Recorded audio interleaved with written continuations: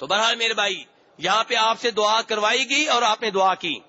ایسے ہی جناب انس بن مالک رضی اللہ عنہ کی والدہ نے اللہ کے رسول سے کہا صلی اللہ علیہ وسلم کہ اللہ کے رسول یہ میرا بیٹا انس آپ کا خادم ہے, آپ اس کے لیے دعا کریں. آپ نے کہا اللہم اکثر مالہ وولدہ, اے اللہ اس کے مال میں اضافہ فرما, اے اللہ اس کی اولاد میں اضافہ فرما. لیکن یہ الفاظ ناکافی ہیں میرے بھائی. مال زیادہ ہو فتنے کا باعث بن جائے کیا فائدہ, اولاد زیادہ ہو عذاب کا باعث بن جائے کیا فائدہ. اس لیے آپ نے بعد میں کہا اللہم بارک لہ فیما آتیتہ, یا اللہ اسے مال دے اولاد دے لیکن اس میں برکت ڈال, اولاد ہو خیر والی مال ہو خیر والا. یہ آپ انفرادی دعا کر رہے ہیں. اور ایسے ہی میرے بھائی جب آپ نے یہ کہا تھا کہ میری امت کے 70,000 افراد بغیر حساب کتاب کے جنت میں داخل ہوں گے, تو عکاشہ بن محصن نے کھڑے ہو کے کہا تھا اے اللہ کے رسول صلی اللہ علیہ وسلم ادعو اللہ ان یجعلنی منہم, اللہ سے دعا کریں کہ اللہ مجھے بھی ان میں سے کر دے. آپ نے کیا کہا, ٹھیک ہے تیرا نام میں نے لکھ لیا ہے تو ان میں سے ہوگا. کیوں میرے بھائی, مشکل کشا ہوتے, حاجت روا ہوتے, غوث اعظم ہوتے, مالک ہوتے تو کہتے ہاں بھائی تمہارا نام میں نے لکھ لیا ہے تم ان میں سے ہوگے. فرمایا نہیں, کہا اللہم اجعلہ منہم, اے اللہ عکاشہ کو ان 70,000 افراد میں سے کر دے. دعا کی آپ نے. تو کہنے کا مطلب یہ ہے کہ صحابہ کرام دعا کے لیے آپ سے رابطہ قائم کیا کرتے تھے.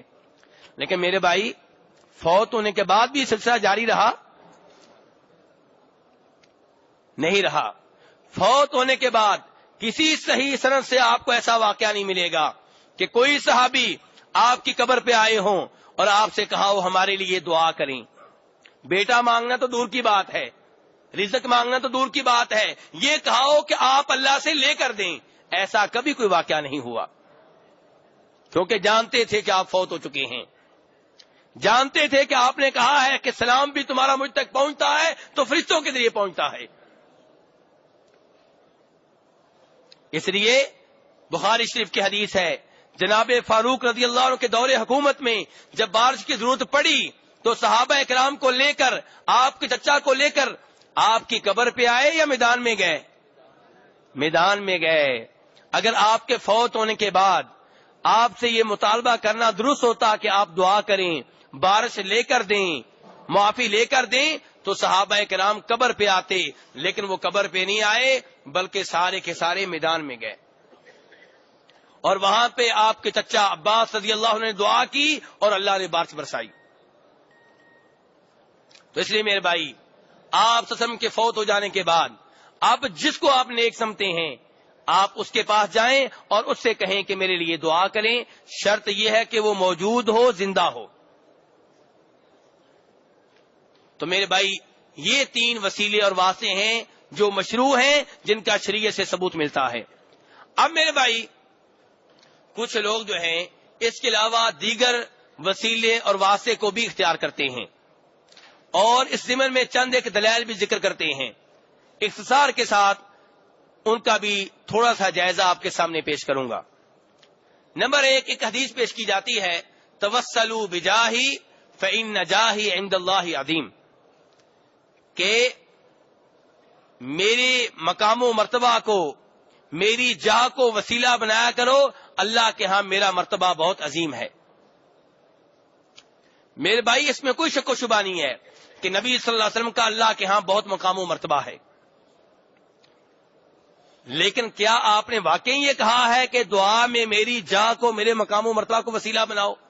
میرے بھائی یہ جو میں نے الفاظ آپ کے سامنے پڑھے ہیں جس کو حدیث کہا جاتا ہے, حدیث کی کسی کتاب میں آپ کو نہیں ملیں گے. حدیث کی کسی کتاب میں آپ کو نہیں ملیں گے. 13ویں صدی میں, 14ویں صدی میں اگر میں نے یا میرے کسی استاد نے کتاب لکھ ڈالی ہو اور اس میں یہ الفاظ بنا دیے ہوں تو میں اس کی گارنٹی نہیں دیتا. لیکن حدیث کی جو مسند کتابیں ہیں جو پہلے لکھی گئی ہیں 1200 سال میں, ان کتابوں میں کہیں بھی یہ روایت آپ کو نہیں ملے گی. تو پتا چلا کہ یہ من گڑھ اور خود ساختہ جعلی الفاظ ہیں جو اپنے گھر میں بنائے گئے ہیں، ان کو دلیل بنانا یا ان کو رسول اکرم صلی اللہ علیہ وسلم کی طرف منسوب کرنا جائز نہیں ہے۔ دوسرے نمبر پہ جو روایت عام طور پہ پیش کی جاتی ہے اور وہ آپ سب نے سنی ہوگی، وہ کیا ہے؟ وہ یہ ہے کہ جب آدم علیہ السلام سے غلطی ہوئی تو آدم علیہ السلام چاہتے تھے کہ مجھے معافی مل جائے۔ یہ وہ روایت ہے جو آپ سب نے سنی ہوئی ہے، یہ وہ روایت ہے جو سب جانتے ہیں۔ تو میرے بھائی، آدم علیہ السلام سے غلطی ہوئی، اب معافی کے طالب تھے، چاہتے تھے کہ معافی مل جائے، اللہ راضی ہو جائیں۔ چنانچہ انہوں نے اللہ سے کہا، اللہم انی اسألک بحق محمد الا غفرت لی، کہ اے اللہ میں تو اسے سوال کرتا ہوں، اور سوال کرنے سے پہلے میں تجھے واسطہ دیتا ہوں محمد کے اس حق کا جو محمد کا تمہارے اوپر ہے صلی اللہ علیہ وسلم۔ سوال کیا ہے کہ تو مجھے معاف کر دے۔ اللہ نے کہا، آدم تجھے محمد کے بارے میں کیسے پتا چل گیا؟ یہ روایت کے الفاظ ہیں میرے بھائی، میرے نہیں ہیں، اسی روایت کے جو آپ نے سنی ہوئی ہے، اسی کے الفاظ ہیں کہ آدم تجھے محمد کا کیسے پتا چل گیا؟ ابھی تو میں نے انہیں پیدا بھی نہیں کیا۔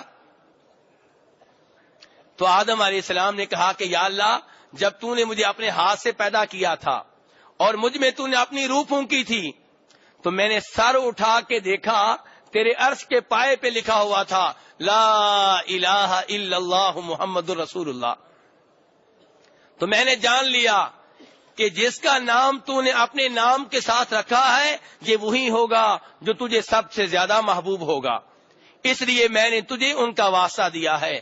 اللہ تعالی نے آگے سے کہا، ہاں آدم جاؤ، میں نے تمہیں معاف کر دیا، اور یاد رکھو اگر محمد نہ ہوتے تو میں تمہیں پیدا ہی نہ کرتا۔ یہ وہ روایت ہے جسے اپنی کتاب میں، پہلی روایت وہ تھی جس کا سر پیر ہی نہیں تھا، اس کا سر پیر ہے، سر پیر ہے، کتابوں میں ملے گی ضرور، لیکن آگے دیکھتے ہیں کہ اس کی حیثیت کیا ہے۔ اس روایت کو امام حاکم رحمہ اللہ نے اپنی حدیث کی کتاب میں درج کیا ہے، اور اس کے بیان کرنے والوں میں ایک آدمی ہے جس کا نام ہے عبد الرحمن ابن زید ابن اسلم، عبد الرحمن بن زید بن اسلم۔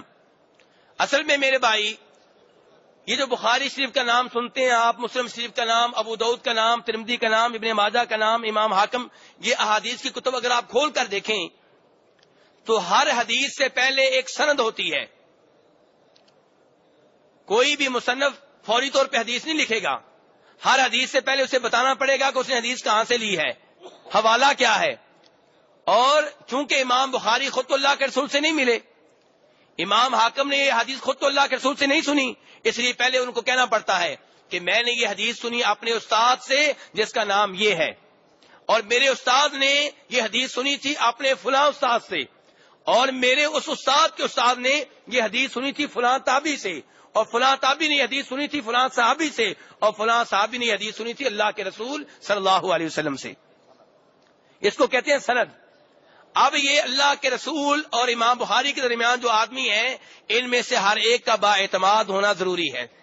صحابہ کرام سارے کے سارے با اعتماد ہیں، لیکن پہلے پتہ چل جائے کہ واقعی وہ صحابی ہیں کہ نہیں، یہ ثابت کرنا پڑے گا کہ یہ صحابی ہیں۔ اگر پتہ چل گیا صحابی ہیں تو با اعتماد ہیں، لیکن ان سے نیچے جو آدمی ہوتے ہیں ان میں سے ہر ایک کو چیک کیا جاتا ہے، اور احادیث بیان کرنے والے جتنے بھی افراد ہیں ان کے بارے میں محدثین علماء کرام نے کتابیں لکھی ہیں، اور یہ وہ فن ہے جو دنیا میں کسی قوم کے پاس نہیں ہے، یہ وہ علم ہے جو صرف مسلمانوں کے پاس ہے۔ نبی صلی اللہ علیہ وسلم کی حدیث بیان کرنے والوں میں لاکھوں آدمی ہیں، ہر آدمی کے بارے میں آپ کو معلومات ملیں گی، یہ کون تھا، کس قبیلے سے تھا، اس کے استاد کون تھے، اس کے شاگرد کون سے تھے، اس کا کیا درجہ ہے، بااعتماد تھا، ضعیف تھا، کمزور تھا، جھوٹا تھا، غلط تھا، صحیح تھا، حافظہ درست تھا، کیا تھا۔ تو اب یہ حدیث جو آپ کے سامنے ابھی میں نے پیش کی ہے، جس کو امام حاکم نقل کرتے ہیں، اس کی سند میں ایک آدمی ہے عبد الرحمن بن زید بن اسلم، اور امام ذہبی رحمہ اللہ نے امام حاکم کی ان احادیث کا جب جائزہ لیا تو انہوں نے ہر حدیث کے بعد تبصرہ لکھا ہے کہ یہ حدیث میرے رائے کے مطابق صحیح ہے اور یہ ضعیف ہے اور یہ ایسے ہے اور یہ ویسے ہے. یہ حدیث ابھی میں نے آپ کے سامنے بیان کی ہے, اس کے اوپر تبصرہ لکھتے ہوئے وہ کہتے ہیں موضوع من گڑت ہے. کیا ہے؟ من گڑت ہے. وجہ کیا ہے میرے بھائی, کیوں من گڑت ہے؟ کیونکہ عبد الرحمن بن زید بن اسلم وہ آدمی ہے جس کے بارے میں خود امام حاکم اپنی ایک اور کتاب میں جس کا نام ہے المدخل الی معرفت الصحیح من السقیم میں فرماتے ہیں کہ عبد الرحمن بن زید بن اسلم اپنے باپ کے نام پہ من گڑت روایات بیان کیا کرتا تھا اور ان کو گھڑنے کا ذمہ دار خود یہ ہے. خود امام حاکم کہہ رہے ہیں کہ یہ آدمی من گڑت حدیثیں بنایا کرتا تھا, گڑا کرتا تھا, اور گڑنے والا خود یہ تھا. اور پھر کہتا تھا میں نے اپنے ابو سے سنی, ابو نے صحابی سے سنی, اور صحابی نے اللہ کے رسول سے سنی صلی اللہ علیہ وسلم. تو امام حاکم نے خود بیان کر دیا ہے اس آدمی کی حیثیت کیا ہے. اب ہو سکتا ہے کئی دوست سوچیں کہ پھر امام حاکم نے اس حدیث کو بیان کیوں کیا. میرے بھائی, ان ائمہ کرام نے ساری احادیث کو نقل کیا ہے, بیان کیا ہے, اور حوالے دے دیے ہیں کہ اس آدمی نے حدیث بیان کی ہے. اب بعد میں آنے والے چیک کرتے رہیں, تحقیق کرتے رہیں, ان آدمیوں کو دیکھتے رہیں جو سند میں آئے ہیں, اور فیصلہ کرتے رہیں کہ حدیث صحیح ہے کہ ضعیف ہے. تو بہرحال میرے بھائی یہ روایت من گڑت ہے, اور یہ تو میں نے بتایا آپ کو فنی لحاظ سے, تکنیکی لحاظ سے. اب معنی کی طرف آ جائیں تب بھی آپ کو پتا چلے گا کہ من گڑت ہے. وہ کیسے؟ اللہ تبارک و تعالیٰ نے قرآن پاک میں بیان کیا ہے آدم علیہ السلام کی توبہ کیسے ہوئی, اور قرآن پاک میں کوئی شک و شبہ نہیں ہے. پہلا اسبارہ سورہ بقرہ فرمایا فتلقى آدم من ربه کلمات فتاب علیہ. آدم علیہ السلام نے اپنے رب سے کچھ کلمات لیے, حاصل کیے, سیکھے. اور وہ روایت کیا کہہ رہی تھی؟ آدم علیہ السلام کی نظر پڑ گئی. روایت ایسے ہی کہہ رہی تھی نا کہ اللہ کو پوچھنا پڑا کہ آدم تم نے کہاں سے سیکھ لیا یہ واسطہ وسیلہ؟ تو کہنے لگے کہ جب تو نے مجھے پیدا کیا تھا میں نے سر اٹھا کے دیکھا تو عرش کے پائے کے اوپر لکھا ہوا تھا. اور قرآن کیا کہہ رہا ہے کہ فتلقى آدم من ربه کلمات, کہ آدم علیہ السلام نے اپنے رب سے کلمات لیے, سیکھے. فتاب علیہ, اور ان کلمات کی بنیاد پر اللہ نے ان کی توبہ قبول فرمائی. اور 8ویں سپارے میں سورہ راف میں فرمایا کہ کلمات کون سے ہیں؟ فرمایا ربنا ظلمنا انفسنا وان لم تغفر لنا وترحمنا لنکونن من الخاسرین. یہ ہیں وہ کلمات جن کی وجہ سے آدم علیہ السلام کی توبہ قبول ہوئی. تو میرے بھائی اس سب سے آپ کو اندازہ ہو گیا ہوگا کہ اس روایت کی کوئی حیثیت نہیں ہے. آخری روایت میرے بھائی, آخری روایت وہ ہے جسے امام ترمذی نے, امام ابن ماجہ نے روایت کیا ہے. عثمان بن حنیف ایک صحابی ہیں, ان کے حوالے سے کہ ایک نبینہ آدمی نبی صلی اللہ علیہ وسلم کے پاس آیا, اور یہ روایت بھی آپ نے سب نے سن رکھی ہوگی. اور اس نے کہا کہ میں نبینہ ہوں, آپ اللہ سے دعا کریں, ادعوا اللہ ان یعافینی, آپ اللہ سے دعا کریں کہ اللہ مجھے عافیت دے. تو کیا کہا اس نے؟ اللہ سے کیا کریں؟ اب یہ کون سا وسیلہ واسطہ ہوا؟ زندہ آدمی کی دعا کا, زندہ نیک آدمی کی دعا کا وسیلہ واسطہ ہوا. وہ آ کے کیا کہہ رہے ہیں؟ اللہ سے دعا کریں اللہ مجھے عافیت دیں. آپ نے آگے سے کہا ان شئت دعوت لک وان شئت صبرت فهو خیر لک, اگر چاہتے ہو تو میں تمہارے لیے دعا کر دیتا ہوں. کیا کر دیتا ہوں؟ دعا کا وسیلہ. اور اگر چاہو تو صبر کرو, اور صبر کرنا تمہارے لیے بہتر ہے. کہ یہ آنکھیں اللہ نے تم سے لے لی ہیں, بنائی تمہیں نہیں دی, صبر کرو اللہ تمہیں جنت دے گا, یہ تمہارے لیے بہتر ہے. لیکن اس عظیم آدمی نے کہا نہیں, میں چاہتا ہوں کہ آپ میرے لیے دعا کر دیں. پھر اسے دعا کا کہہ رہا ہے, بار بار ذکر کس کا ہو رہا ہے؟ دعا کا. تب آپ نے اس آدمی سے کہا کہ تم ایسے کرو, تم وضو کرو اچھی طرح, 2 رکعتیں ادا کرو, اور پھر اللہ سے دعا کرو.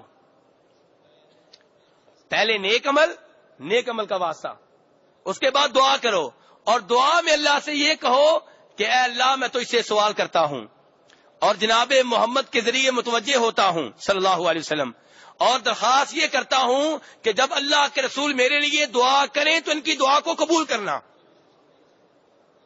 شفعہ فیہ جب یہ دعا میرے حق میں کریں گے تو ان کی یہ دعا جو میرے حق میں ہوگی، ان کی شفاعت جو میرے حق میں ہوگی، اس کو قبول کرنا۔